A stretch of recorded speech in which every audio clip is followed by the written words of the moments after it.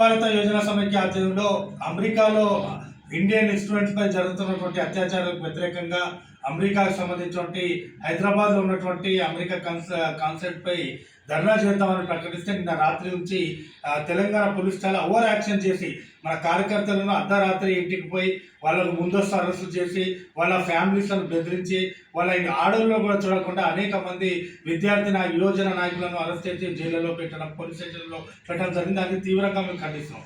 ఈరోజు ఒకటి అర్థమైతే లేదు. ఈరోజు అమెరికా సామ్రాజ్యవాదం, అదేవిధంగా అమెరికా ఇంపీరియలిజం ప్రతి దేశంలో ఇంటర్ఫైర్ అవుతుంది. భారతదేశంలో అయితే మాత్రం ఈరోజు భారతదేశ ప్రభుత్వం పనిచేస్తలేదు, ట్రంపే పనిచేసేలేక అవపడుతుంది. మొన్న జరిగినటువంటి సంఘటనలో కూడా మనం చేస్తున్నాం. ట్రంప్ ఒక ట్వీట్ చేస్తే మన నరేంద్ర మోదీ గారు వెనకకి రావడం జరిగింది. అదే కాదు, ఈరోజు మన అక్కడ ఉన్నటువంటి భారతీయులు చేసిన నేరం ఏంది? వాళ్ళు అక్కడ పోయి చదువుకోవడం నేరమా?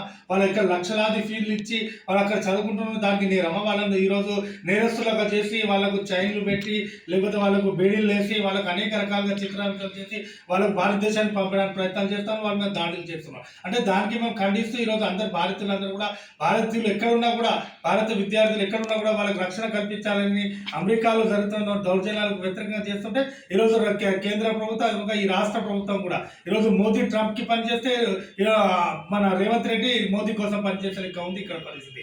ఎందుకు ముందు చేస్తారు?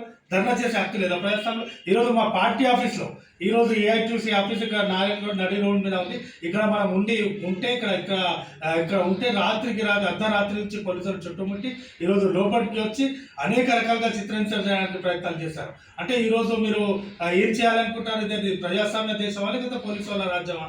ఈరోజు తీవ్రంగా ఖండిస్తున్నాం. ఎన్ని నిర్బంధాలు పెట్టినా, మీరు పోలీసులను ఉపయోగించినా, మీరు తూటాలు పేల్చినా, మీరు లాఠీలతో కొట్టినా, కేసులు పెట్టినా కూడా మేము మా కార్యక్రమం చేస్తాం, ఖచ్చితంగా ముందుకు పోతామని చెప్తాం.